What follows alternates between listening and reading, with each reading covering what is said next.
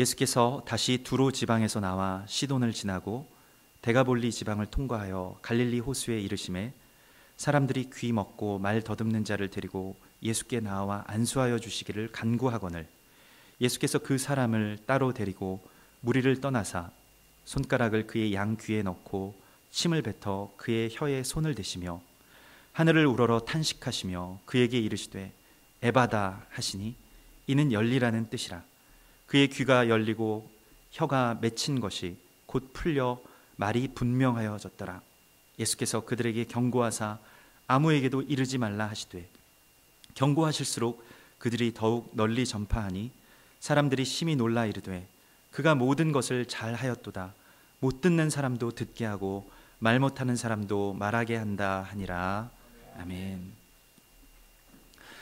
어느 날 인터넷에서 이제 뉴스들을 이렇게 쭉 클릭하면서 보고 있다가 제 자신에 대해서 아주 소스라치게 놀라게 되었는데 너무나도 흉악한 소식, 무슨 납치, 강간, 살해, 그러한 정말 흉악한 소식들을 이렇게 보면서 아무런 감정 없이 손가락을 까딱까딱하면서 클릭하고 있는 저의 모습을 보게 되었습니다. 그래서 또 이런 일들이 생겼구나. 그냥 그 정도로. 그리고 또 스크롤을 내리고 또 클릭을 하고 또 그러한 뉴스들이 들어올 때마다 그냥 정말 무감각하게 마치 어제의 시내 교통 상황 가운데서 사망 몇 명 이렇게 써 있는 그러한 건조한 모습처럼 제 마음도 그와 같은 어떠한 건조함, 정말로 아무것도 어떤 자극도 어떤 사건도 나에게 자극을 줄 수 없는 그러한 그 희미한 눈으로 모니터를 바라보고 있는 저를 보게 되었습니다. 말 그대로 죽었다라고 하는 것은 자극에 대해서 전혀 반응이 없는 것을 말하죠. 무엇을 쳐보았을 때, 어떤 자극이 나에게 왔을 때 거기에 대한 반응이 전혀 없는 것을 죽었다라고 말할 수 있겠습니다. 어쩌면 감정적으로 나에게는 그러한 자극에 대한 탄식이 사라지고 이미 죽은 것이 아닌가 하는 생각 가운데 들어가게 되었습니다. 여러분, 우리는 왜 탄식하지 못할까요? 이 탄식한다라고 하는 것은 마태복음 5장에서는 그것이 복이라고 말씀하고 있습니다. 두 번째 복,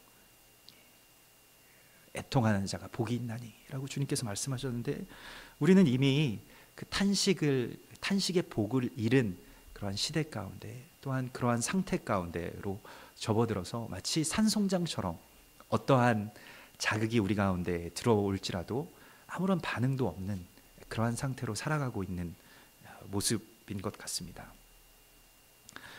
탄식이 없다는 것은 그 이유에 대해서 제가 한번 생각을 해보았는데, 먼저는 그 회복에 대한 기대가 없기 때문에 그렇습니다. 내가 탄식을 하든 내가 어떻게 반응을 하든 이 일은 고쳐줄 수 없다. 그러니까 무엇인가 어떤 문제가 있을 때 거기에 대해서 내가 하는 반응을 통해서, 또 내가 하는 어떠한 일들을 통해서 그것이 고쳐질 수 있다면야 내가 무엇이든 하겠지만은, 그러나 이미 그러한 기대나 또 그러한 생각들이 없고 그저 나와 먼 이야기들로 그냥 세상은 그렇게 흘러간다라고 그렇게 내버려 두는 쪽으로 가게 되는 것이죠. 예전에 그 비틀즈가 그런 노래를 했습니다. Let It Be라는 노래가 있죠. 이 비틀즈는 영적으로 굉장히 어떤 영적인 눈으로 보면 굉장히 안 좋은 그런 영을 가지고 있는데, 아주 멋진 노래들과 아름다운 노래들을 많이 발표하였습니다만은, 영적인 통찰로 보면 굉장히 안 좋은 그런 그 당시에 그 어떤 목회자는 판도라의 상자를 열은 것과 같다라고 그렇게 표현하였습니다만, 레디비라는 노래의 가사를 보면 그 모든 세상의 어떤 문제들, 범죄들, 이러한 모든 상황 가운데서 내가 어떻게 해야 되냐라고 그 수녀인 마더 메리에게 가서 그걸 묻죠. 근데 그 마더 메리가 그렇게 대답합니다. 냅둬라. Let it be죠. 그냥 그대로 내버려 두라. 세상은 원래 그런 것이니까 내버려 두라. 그리고 그냥 너희는 너의 삶을 살아라. 이것이 어쩌면 이 세상에 대해서 눈을 감게 하고 귀를 막게 하는 사단의 전략인지도 모르겠습니다. 그저 우리가 아무런 반응을 갖지 않고 그냥 세상이 어떻게 되든 또 하나님의 나라가 어떻게 회파되든 나는 아무런 상관이 없는 사람으로 그렇게 살아가는 것, 그것이 바로 우리의 모습이죠. 여러분, 이렇게 흉악한 범죄 가운데 요즘에 많이 우리가 듣게 되는 단어가 바로 사이코패스라는 단어입니다. 이 사이코패스들이 하는 범죄들이 그러한 흉악한 범죄들인데 아주 사람이 어떻게 할 수 없는 그러한 일들을 그저 아주 태연하게 하고 또 나중에 범행 재현을 하는 데 있어서도 아무런 어떤 감정의 동요 같은 것들이 없죠. 사이코패스들의 특징은 이 감정에 이입이 되지 않는다는 것입니다. 그러니까 다른 사람이 고통을 겪든 말든 그 자기와는 전혀 상관이 없어요. 그렇기 때문에 다른 사람이 내 앞에서 고통을 당하면서 죽어가도 그것이 나에게 아무런 자극이 되지 않는 것입니다. 그게 이제 사이코패스인데, 어떻게 생각해 보면 그러한 어떤 많은 자극들에 우리도 반응하지 않는 우리 자신의 모습도 어떻게 보면 이미 심정적으로는 그런 사이코패스들을 닮아가는 것이 아닌가. 그러니까 감정의 어떤 동화, 감동 이런 것들이 사라졌기 때문에 탄식이 사라졌다라고 그렇게 보여집니다. 오늘날 많은 사람들이 치유를 원하고 위로를 원하지만은, 그러나 성경에서는 치유와 위로의 축복이라고 하는 것은 애통하는 자들에게 주어진다라고 분명히 말씀하고 있습니다. 애통하는 자는 복이 있나니 그들이 위로를 받을 것입니다. 모든 사람들이 다 위로받기를 원하고 힐링이 필요하고, 힐링이라는 그런 것이 굉장히 어떤 시대적인 그런 화두처럼 등장하고 있는 이 시대 가운데 실제로 우리 가운데 왜 위로가 없겠는가 하는 것은, 이 위로라는 것이 애통함에서부터, 탄식에서부터 나오는 것이기 때문에, 이미 탄식이 없기 때문에 위로도 우리가 받지 못하고 있는 것이라는 것입니다. 오늘 예수님의 아주 특별한 탄식을 우리가 만나게 되는데, 예수님께서 아주 먼 지방까지 다녀오셨어요. 그 두로 지방이라고 하는 것은 갈릴리에서는 수백 킬로 되는 그러한 거리에 있는 그 지역입니다.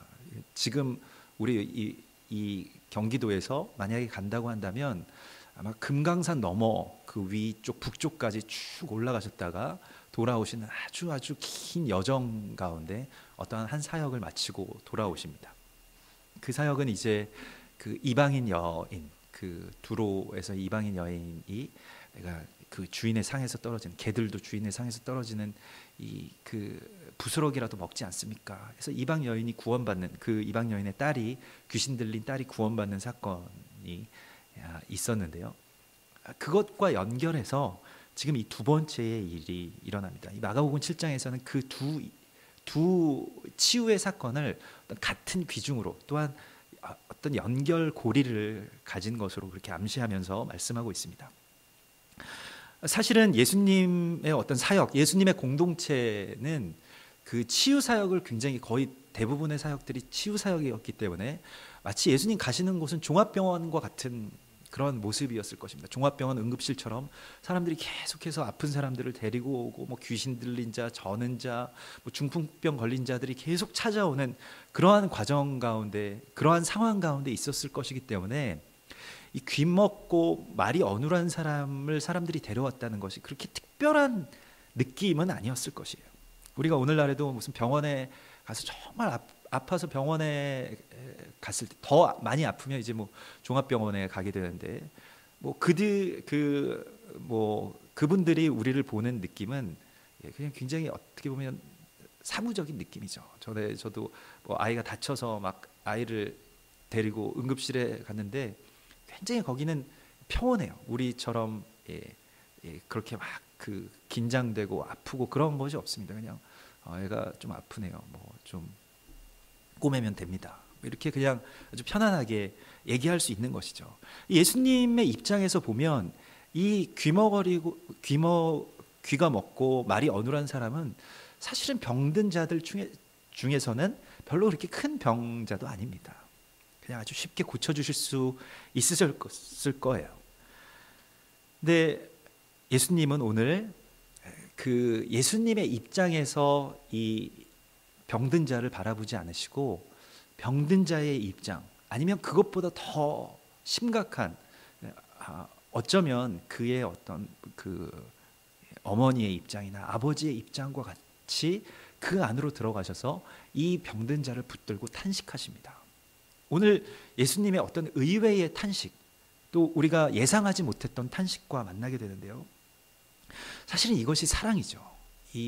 우리가 생각할 때, 우리가 기대했을 때 이 병든 자, 이 말이 어눌하고 귀가 먹은 이 병자가 자신에 대해서 가지고 있었던 기대라든가 또 아픔보다 더 큰 아픔을 예수님께서 느끼고 표현하십니다. 그래서 오늘 이에게 아주 특별한 반응을 하시는데요. 아마도 예수님께서 만난 모든 그 병든 자들은 다 특별하였습니다만은, 그러나 그 중에서도 굉장히 특이한 어떠한 그 반응을, 예수님의 반응을 우리가 보게 됩니다.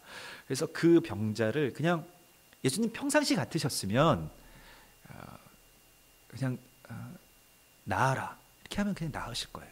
아주 손쉽게 낫게 하실 수 있었을 것입니다. 그러나 그를 무리해서 따로 데리고 가십니다. 개인적인 어떤 예수님의 만남을 예수님께서 그렇게 만드셨는데요. 개인적으로 무리에게서 오늘 본문에 보면 따로 데리고 가셔서 귀에다가 예수님 당신의 손가락을 넣고, 또한 그의 입에다가는 자신의 침을 뱉어서 그의 입에 그 손을 대신다라고 하는 아주 좀 우리가 보기에는 좀 약간 이상한 그런 치유의 방식을 주님께서 택하고 계시는 것이죠. 그리고 탄식하십니다. 에바다라는 말로 탄식하시는데, 이것은 이제 그 헬라어로 그냥 바로 열리라 이렇게 번역하지 않고 그 당시 예수님께서 하셨던 그 말 그대로를 음역하고 있습니다. 그 예수님 당시에는 헬라어로 말씀하시지 않고 또 히브리어로 말씀하시지 않고 아람어로 말씀하셨는데, 이걸 그대로 그냥 에바다라는 말로 번역한 이유는 그 탄식의 그 애통함들을 우리가 그대로 느끼기를 원하기 때문에 이렇게 번역한 것입니다. 그러니까 그냥 열리라고도 번역할 수 있죠. 그렇지만 굳이 마가복음의 저자인 그 사도 마가가 에바다라는 그 탄식 소리를 우리가 바로 듣기를 원하였던 것 같습니다. 그래서 이와 같은 어떤 탄식의 소리로 이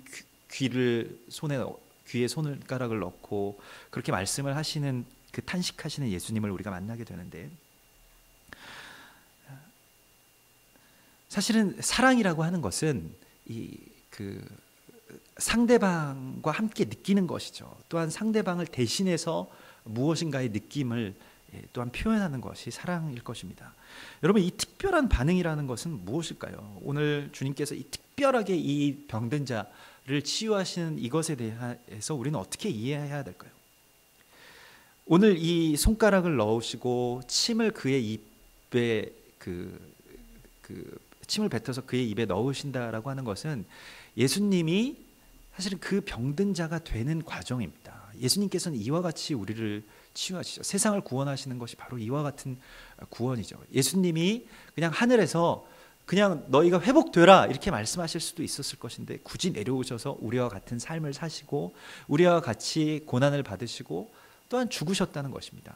그것이 예수님이 바로 병든 자와 같이 되시는 과정이고, 또한 이 장면은 반대로는 이 병든 자가 예수님과 같이 되는 과정입니다. 예수님의 치유는 바로 이와 같은 장면에서 일어나는 것입니다.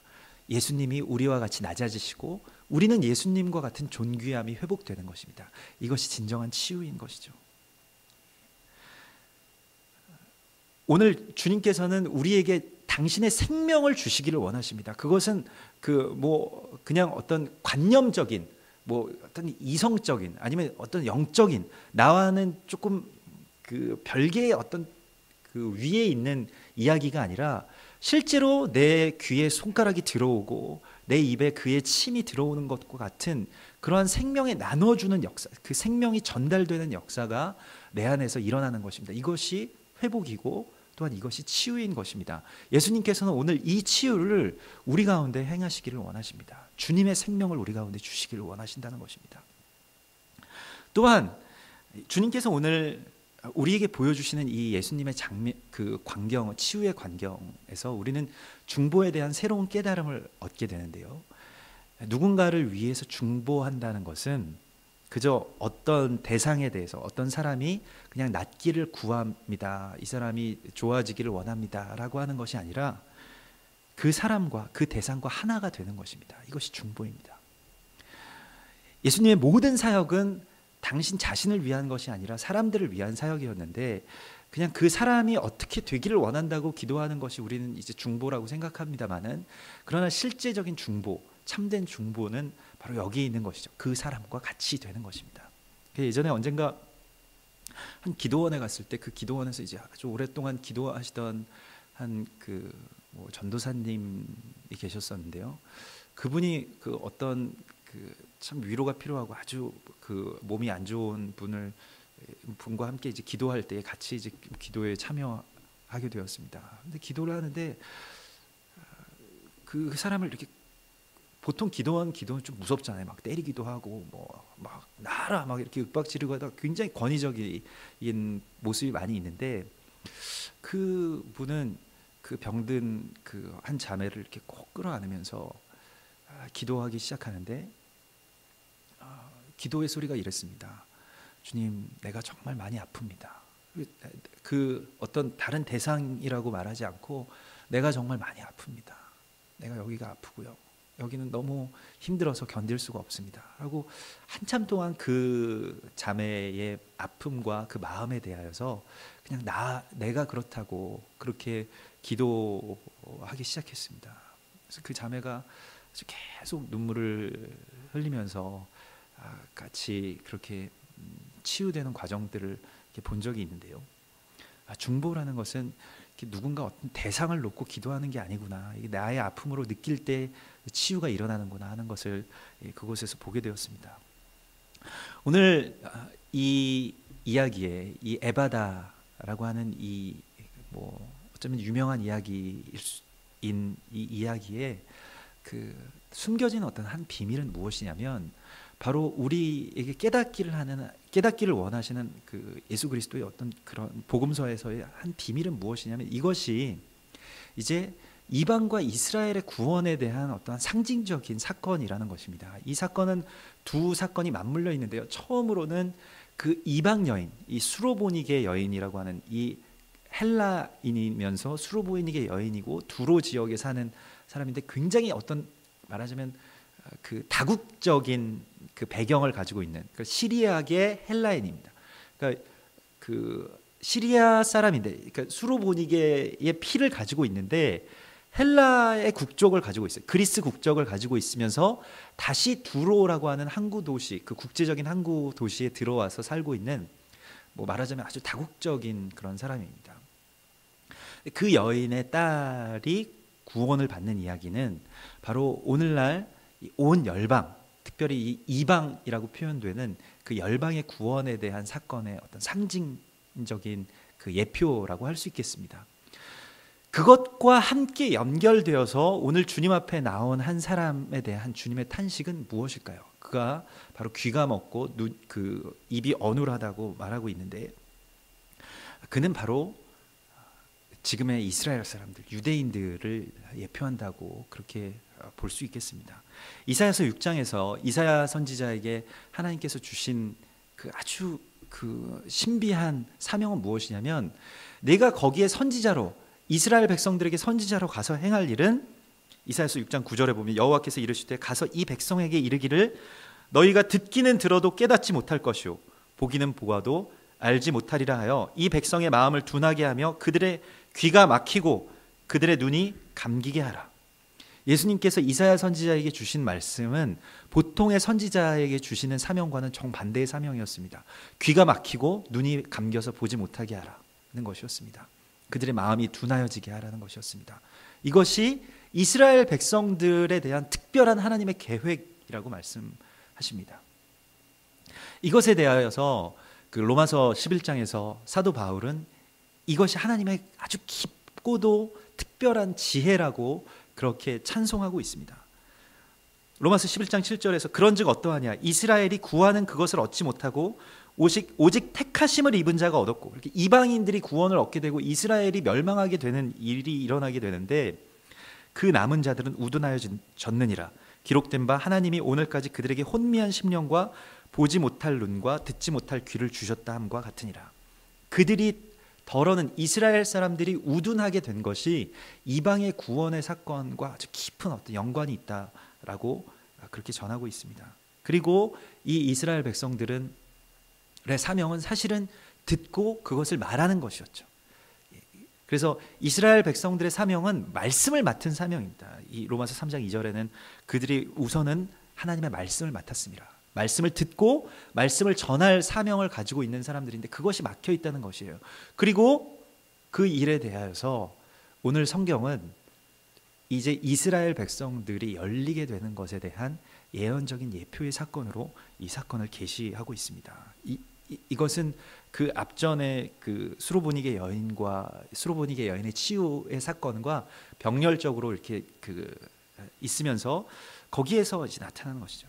예수님께서는 지금 이스라엘 백성들, 지금 어떤 유대인에 대한 탄식 소리를 우리 가운데 듣기를 원하십니다. 그들에 대한 어떤 탄식, 에바다, 열리라, 제발 좀 열려라 라고 탄식하시는 예수님의 탄식 소리를 우리가 듣기를 오늘 원하시는 것입니다. 여러분, 2차 세계대전 가운데 나치 독일이 유대인들을 많이 학살하였죠. 거의 1000만이 되는 유대인들이 학살당하거나 또한 많은 괴롭힘을 받게 되었는데요.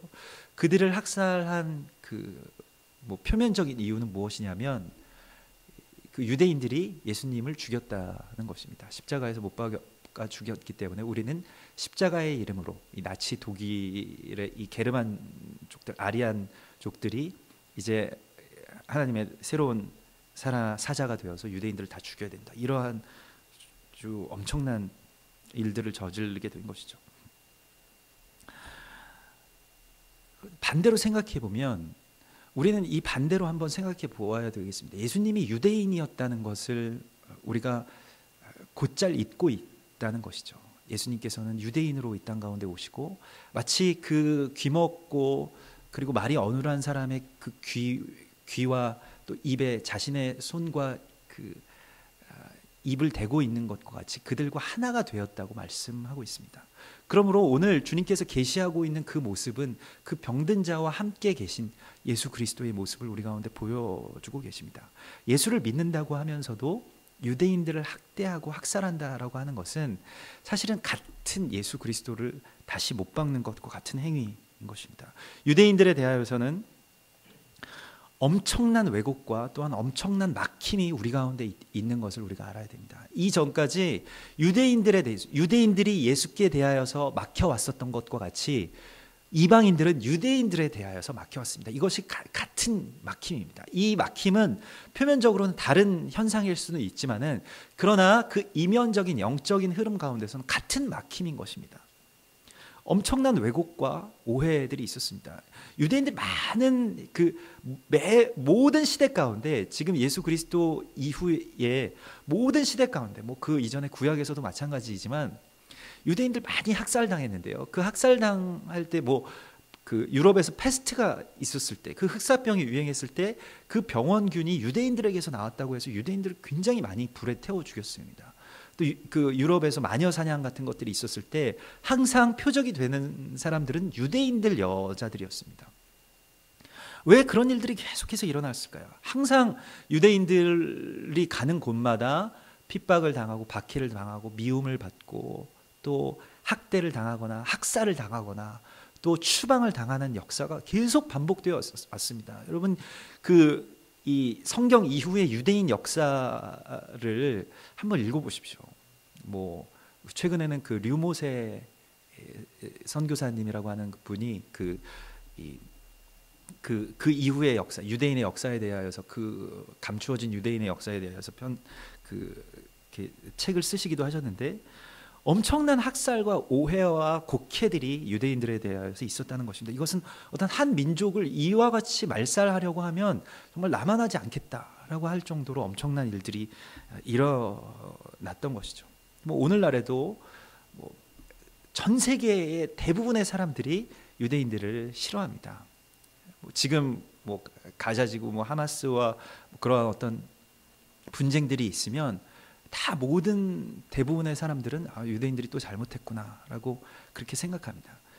사실은 그와 반대로 언론이나 또한 그 여러 가지 우리가 알고 있는 지식들이 곡해되어 왔을 가능성에 대해서는 전혀 의심하지 않죠. 여러분 그런 의심들을 해보지 않으셨을 것입니다. 그러나 실제로 그것에 대해서 곡해되어 왔고 그 팔레스타인인들이 아주 언론 조작해서 행한 일들 때문에 일어났던 엄청난 사건들이나 테러들, 9.11 테러도 그것 때문에 일어나게 되었는데요. 그런 것에 대해서 조금만 더 살펴보고 또 공부해 본다면 우리가 얼마나 지금 심각한 상황 가운데 들어가 있는지를 알게 됩니다. 이것은 어떤 제가 한쪽의 주장만을 말하려고 하는 것이 아닙니다.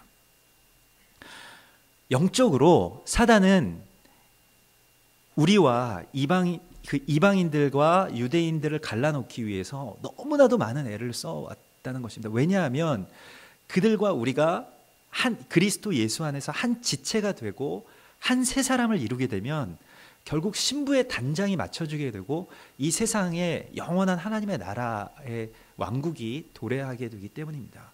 그것을 어떻게 해서든 막으려고 하는 것이 사단이고 우리는 여기에 대해서 너무나도 무지하고 아무런 탄식이 없습니다.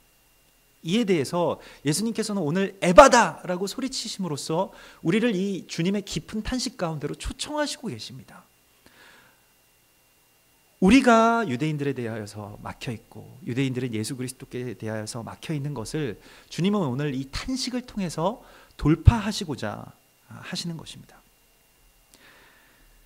우리도 역시 주님과 함께 하나가 되어서 이 탄식의 영을 받고 탄식의 복을 받고 주님과 함께 여기서 돌파할 수 있는 그 탄식의 복을 구해야 될 것입니다. 많은 사람들이 오늘날의 이스라엘에 대해서 열리고 우리 교회도 이스라엘의 회복에 대해서 우리가 전에 들어본 적도 없고 또 그렇게 생각도 하지 않았던 그런 메시지들을 계속 선포하고 또 거기에 대해서 예배하고 기도하고 나와는 별로 상관이 없는 것 같은 이스라엘에 대해서 계속 그렇게 구하고 있죠. 어떤 분들은 생소하실 분들이 대부분일 것입니다. 이에 대하여서 열리게 된 것은 몇 년 전에 북한을 위해서 기도하던 때였습니다. 우리 형제인데, 우리의 형제와 자매들인데 너무나도 안타까운 상황 가운데 있고 또 그들의 그 수용소 전시회를 하게 되면서 기도할 때 그 아픔들을 느끼게 해주셨어요. 우리 형제 자매들이 정말로 그렇게 그 인간 이하의 그런 어떤 그 삶 가운데서 또 우상 숭배하는 나라 가운데서 그렇게 살고 있다는 것이 믿어지지 않을 뿐더러 또 나와는 상관없는 이야기로 그저 여겨왔던 일들을 실제로 만나게 되면서 또 그러한 그 탈북자들 또 그 아픔을 겪었던 분들과 함께 그렇게 기도하게 되면서 그 탄식이 결국에는 하나님께서 지금 우리를 보시면서 하시는 탄식과 이어진다는 것을 알게 되었습니다. 우리가 우리의 형제와 자매들을 향해서 또한 그 고통받는 자들을 향해서 그 우리의 탄식이 회복되는 순간에 하나님의 탄식과 만나게 되었는데 그것은 무엇이냐면 이스라엘과 이방 교회에 대한 주님의 마음이었습니다. 그 탄식이었습니다. 그것은 정말로 좀 당혹스러운 일이었는데 왜냐하면 이전까지는 아무런 그런 느낌들이 없었기 때문에 그렇죠. 그러나 성경은 분명히 우리 가운데 증거하고 있습니다. 하나님의 사람들은 결국 하나님의 탄식 소리를 듣는 사람들이라는 것을 성경은 분명하게 우리 가운데 말하고 있습니다. 이사야 선지자가 하나님의 성전에서 예배할 때에 하나님의 그 깊은 임재 가운데서 만나게 된 것은 하나님의 탄식 소리였습니다. 그가 듣게 된 것은 우리는 이런 소리 별로 듣고 싶어 하지 않죠. 하나님이 탄식하시는 소리 말고 그냥 우리에게 복 주시겠다고 하는 그 약속의 소리만을 듣고 싶어 하지만 실제로 하나님의 그 임재 가운데 우리가 들어가게 되면 또 하나님의 그 실제적인 하나님과의 만남 가운데 들어가게 될 때 하나님께서는 당신의 마음을 우리 가운데 보여주십니다. 그 우리를 향해서 애통해하는 마음, 우리를 향해서 다 터져버릴 것과 같은 하나님의 그 탄식 소리를 듣게 해주시는 것입니다. 누가 우리를 위해서 갈고 누가 나를 위해서 저 백성들에게 갈고라고 하는 그 탄식 소리를 이사야 선지자가 듣게 된 것이죠. 또한 역대하 11장에서 역대상 11장에서 다윗의 그 세 용사에 대해서, 다윗 왕국의 세 용사에 대한 이야기가 나오는데, 다윗 왕이 지금 블레셋은 이제 그 팔레스타인이라고, 그렇게 팔레스타인이 이제 블레셋의 그 명칭과 또한 영적인 그 흐름들을 같이 공유하고 있습니다. 그 블레셋에 완전히 포위되어 있는 베들레헴을 보면서 누가 저 베들레헴에 가서 샘물을 길어올 수 있을까 하는 그 혼자의 그 탄식 소리를 그 세 용사들이 듣습니다. 그리고 거기에 곧바로 반응하죠. 그 탄식 소리에 왕이 지금 뭐 주책 없이 베들레헴, 그 블레셋 사람들이 그 통치하고 있는 그 베들레헴에 가서 어떻게 거기에 있는 샘물을 그걸 마시고 싶은 생각을 할까? 이게 아니라 왕의 탄식 소리를 들었을 때 그 세 용사가 그 적진을 향해서 돌파합니다. 칼을 들고 군대를 이끌지 않고 그저 그 세 명이 나가서 돌파해서 밤새도록 싸워서 베들레헴에 있는 샘물을 길어다가 왕에게 드리게 되죠. 이것이 큰 영적인 예표입니다. 그 용사들은 그 칼이 손에 붙기까지 싸웠다고 그렇게 성경이 그 역대상 11장에서 묘사하고 있는데, 칼이 손에 붙었다라고 하는 것은 영적인 의미로는 칼은 이제 말씀을 뜻하는 것이죠. 그래서 말씀이 자신들과 붙게 되었을 때에 이 영적인 돌파를 이뤄낼 수 있었던 것입니다. 오늘 이사야 선지자는 예배를 통해서, 또한 다윗의 이 세 용사들은 그 말씀을 통해서 이 돌파를 이루어냅니다. 그리고 왕의 탄식 소리를 듣고 함께 돌파하게 됩니다. 예레미야 선지자는 예레미야서 29장 12절에서 이렇게 말합니다. 그 예레미야 선지자를 통해서 하나님께서 이렇게 말씀하시는데요. 너희가 내게 부르짖으며 내게 와서 기도하면 내가 너희들의 기도를 들을 것이요, 너희가 온 마음으로 나를 구하면 나를 찾을 것이요 나를 만나리라고 말씀하고 있습니다. 여러분, 오늘날 우리에게 지금 현재의 하나님의 사람들에게 필요한 것은 하나님의 탄식 소리를 듣는 것이고, 그 탄식 소리에 대하여서 우리가 이 돌파의 역사가 우리를 통해서 이루어지는 것입니다. 그리고 이스라엘에 대한 탄식, 또 이스라엘과 이방이 이렇게 분리되어서 서로에 대해서 미워하고 증오하는 이 역사가 다시 뒤집어지는 하나님의 회복의 그 날을 우리 가운데 허락하여 주시기를 주님께 간구해야 할 것입니다. 어제 우리 가정교회 모임 가운데서 다른 기도 제목들, 개인적인 기도 제목을 나누지 않고 지금 이스라엘이 하루 밤 사이에 미사일이 한 나라에 200발 이상이 떨어진다고 여러분 생각해 보십시오. 우리나라에 그런 일들이 있었으면 어땠겠을까요? 그런 생각들을 해보십시오. 예전에 그 연평도에서 뭐 폭격이 있다는 소식들을 제가 그 집 밖에서 듣게 되었을 때 우리 아이들 괜찮을까? 혹시 정말 전쟁이 나서 미사일들이 곳곳에 막 여기 떨어지게 되면 어떡할까? 이런 생각들을 해보니까 정말 끔찍하더라고요. 근데 실제로 그러한 미사일들이 떨어지고 미사일 공격들을 실제로 우리 도시가 받게 되는데, 더 안타까운 것은 세상의 모든 사람들이 다 우리를 싫어한다, 우리는 혼자다라는 그러한 외로움과 고립감 가운데서 그 공격을 받아내고 있는 이스라엘 사람들의 모습들을 느끼게 해주셨습니다. 그래서 어떤